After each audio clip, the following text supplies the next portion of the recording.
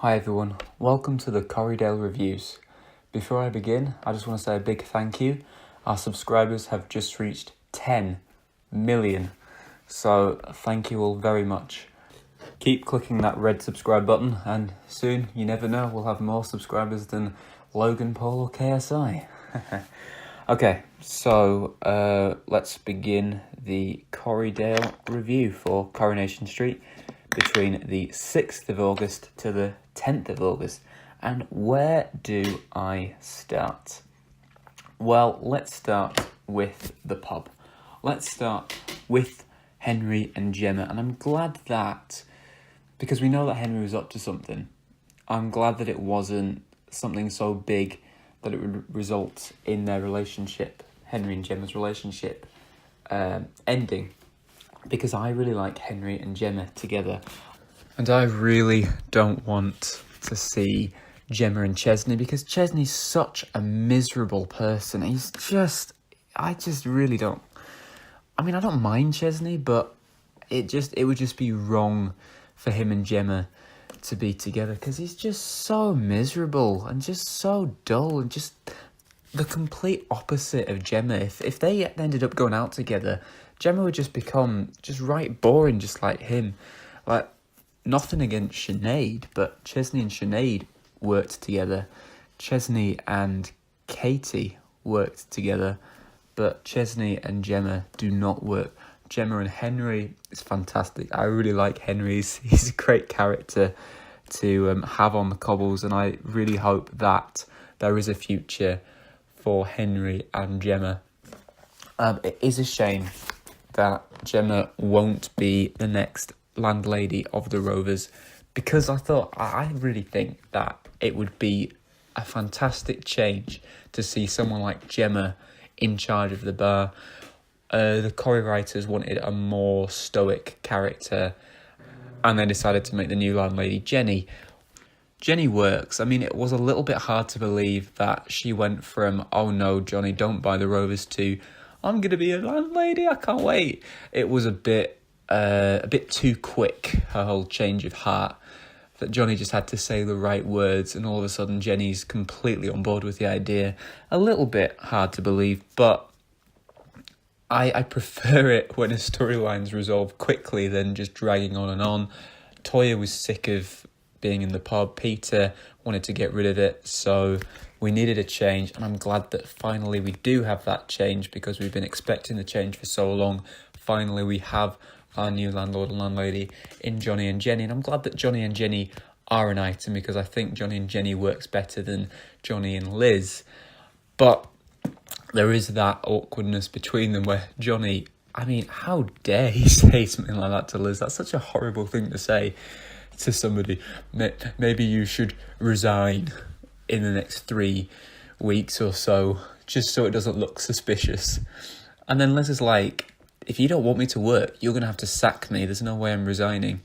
I think, good on you, Liz, because how dare Johnny say that to Liz? I thought that was so cheeky, so out of order to say that, and I think there are going to be some arguments and some disagreements between Johnny and Liz, so I'm looking forward to seeing that. But it's nice to see the Rovers under new control, and Gemma will still be at the Rovers. She will have some shifts there that Jenny's very kindly given her, because Chesney, being the miserable sod that he is giving Gemma less shifts at the kebab shop, because she resigned because she thought she was going to be owning the pub. So it's going to be nice to see Gemma behind the bar. Shame that she's not going to be the landlady making all the decisions, but I appreciate that maybe she is a bit too young. So this way we've got Gemma behind the bar, but we've got the more stoic characters like Johnny and Jenny in charge of the bar, which I imagine is probably right for the show in hindsight. But it is a shame that Henry and Gemma won't be in charge of the pub. And I have to say, I really like Jenny as a landlady. I think she's going to be a fantastic landlady, so I'm looking forward to seeing more of that. So, let's move on to Rana. So first of all, Rana's parents are just some awful, awful people who do not belong in this year of 2018. Their views probably belong in the year 1618. I've got an issue with the fact that the writers have Rana's mother reading from the Quran to her father who's just had the stroke, and they're normalising these Muslim practices, which is good, and it's good to show that in practice. But then they have this whole, oh, Allah's not going to listen to Rana because of what she is. And then what it's doing is it's associating those Muslim behaviours with bigotry, which is very wrong. And it makes a viewer think, oh, well, I suppose that Muslims don't like gay people, which is as far from the truth as possible, because, you know, the Quran, like other holy books, preaches things about love, tolerance, and acceptance. And like the vast majority of Muslims, especially now in 2018, are comfortable around gay people, approve of homosexuality, some even gay themselves. I think there have been gay Muslim weddings in the past.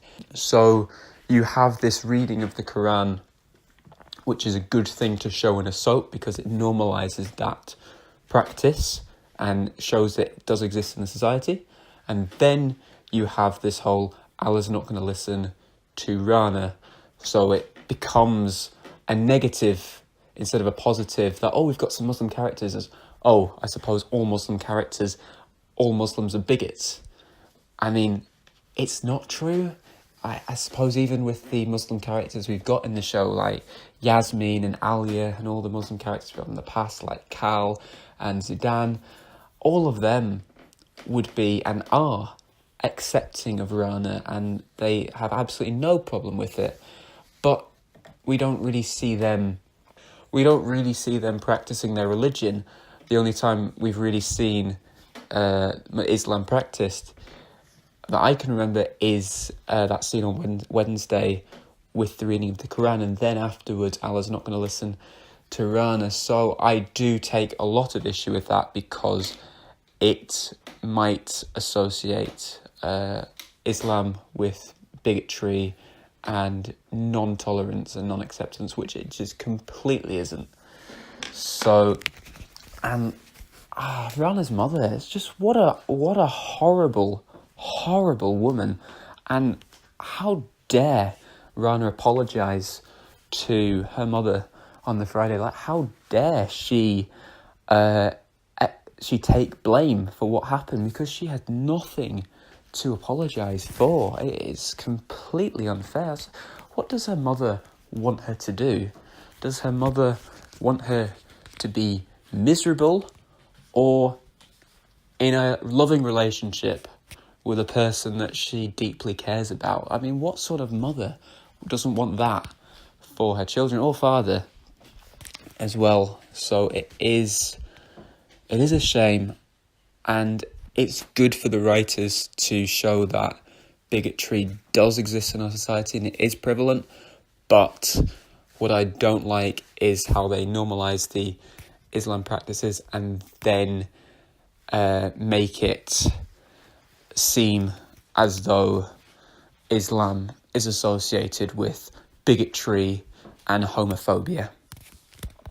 I think I'm going on too much about it, but we did see Imran as well, but Imran was a bit busy doing something else.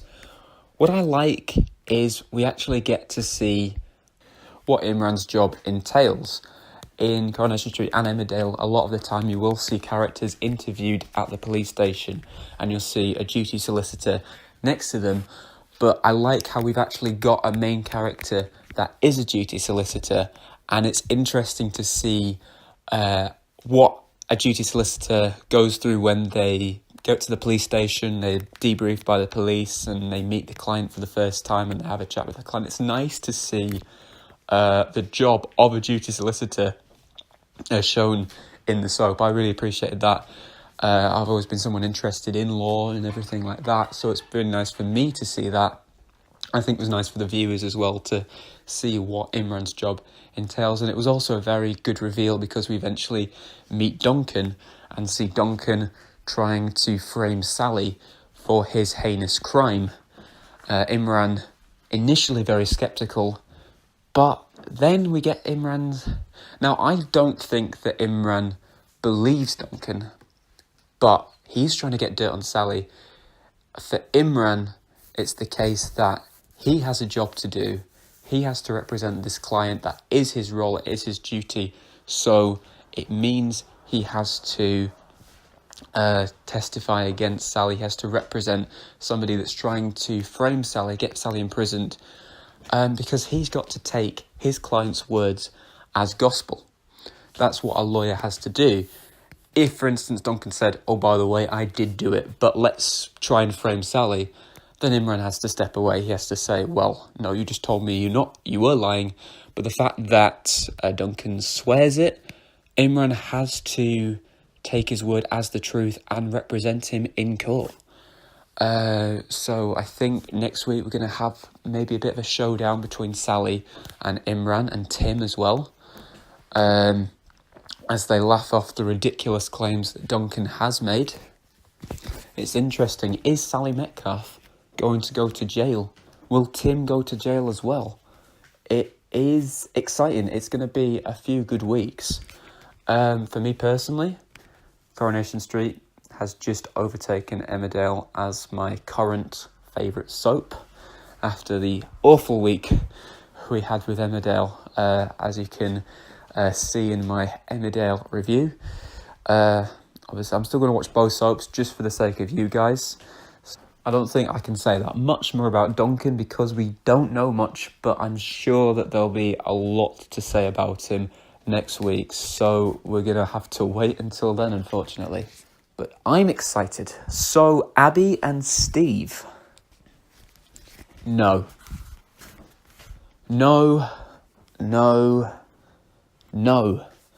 Steve is supposed to be with Tracy. There was a scene in The Rovers where Jenny's saying all these cliches and Steve says to her, oh, is this the cliche pub? Is this the pub of cliches? Steve's whole storyline with Abby this week has been an entire cliche. It's been done so many times before, and it will be done so many times afterwards, and I just have lost a lot of patience with affair storylines.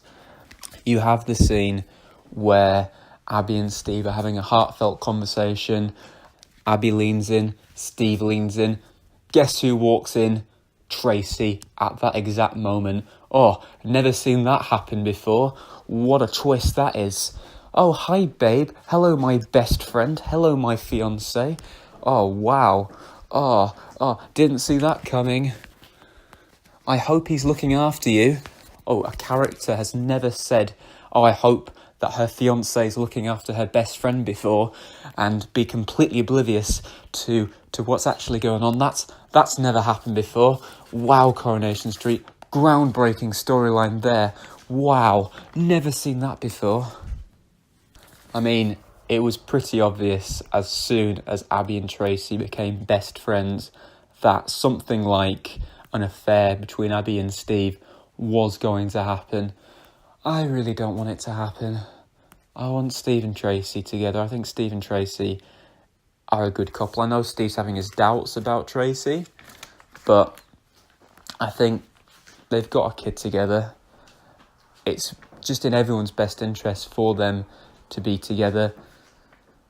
Steve wants to be with Tracy for Amy's sake. Tracy wants to be with Steve because Tracy loves Steve. And Amy wants her mum and her dad to be together, which seems completely unheard of in Soapland for two parents to be in a relationship with each other. It just doesn't happen, does it? So I really want Steve and Tracy together. Steve bought Tracy a rock. There was quite a bit of humour there with Abby as well. Steve, I don't like how Steve immediately turned on Abby. They got on so well, and then as soon as the ring disappeared, Steve immediately turned on Abby and was like, you've stolen the ring, haven't you? And of course, as soon as he accuses Abby of stealing the ring, his phone rings and it turns out that he left the ring at the shop. Well done, Steve. Good for you. Bravo. Also, that storyline gave us a shout out to David the dog when Abby mentioned about kissing Steve. You could have been David the dog for all I knew. Let's talk a bit more about Abby. She had the twins visit. She had a fantastic idea of playing a game of hide and seek with them and leaving the back door open and leaving her young children, who she's been granted unsupervised access for the first time, unattended. Well done. Good idea. And of course, one of her kids goes missing. Bravo. But thankfully for her, the social worker is very understanding. Just sort of says, try not to leave your young kids that you've only just been granted access to unattended again, yeah? Okay. So hopefully Abby has learned her lesson and won't be playing games of hide and seek again. So moving on, what I really like about Coronation Street is I learn when I watch it. Here's a question for you. Why is Five Spice called Five Spice? Well, according to Yasmin, it's because it represents the 5 flavours: sweet, sour, bitter, salty, and umami. Don't know what umami is, but good bit of trivia. Maybe Johnny and Jenny could include that question in their pub quiz. So now we move on to Carla, who is a sleeping partner in Maria's business. She made Maria an offer that she can't refuse. And what a horrible woman Claudia is to Carla. Aren't you a sleeping partner? Well, maybe you should be sleeping. Claudia, you can't say stuff like that. Come on, you can't. Be nice, play nice. So Carla's not really happy about being a sleeping partner. She's a bit bored because she doesn't have any ambition. And Peter really wants to get back together with Carla. And Carla obviously says she's never going to forgive Peter for his affair with Tina back in 2014. She'll never forget about it. So it looks like Peter and Carla probably won't happen again, which, to be fair, from what Peter put Carla through, you can sort of understand why it never should happen. There is a sign on their love, and that sign reads, "Do not resuscitate." But we'll move on to talk about Alia and the factory. So the inquest wasn't successful. They couldn't prove that Aidan was mentally unstable, which means the will can't be contested, and Alia is allowed to keep the factory. Obviously, I've had mixed feelings about this, and I've let you know I've had mixed feelings about this. I think Alia would be good to run the factory. I think it's very unfair, especially at the start of the episode. Alia said that Aidan left her his shares. And then you think about when Aidan gave Carla his kidney, Carla gave Aidan her shares. She gave Aidan her shares. She did not want Alia to have them. She gave her shares to Aidan, and Aidan never changed the will, which meant that Alia got the whole factory, which I've always thought was very unfair on Carla. The fact that all the shares that she wanted to give to her brother has gone to a woman that she can't really stand. And as a result, she and the rest of her family has lost the factory. However, Alia has started to see sense.